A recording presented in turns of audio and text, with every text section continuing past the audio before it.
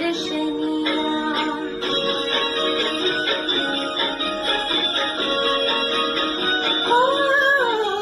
शीतले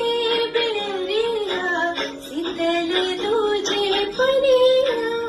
कब देव देवता तू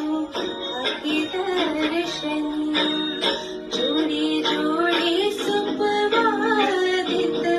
देव घटवा पे दिवई चढावेले हो जे खडा होई दर्शनला आसरा लगावेले हो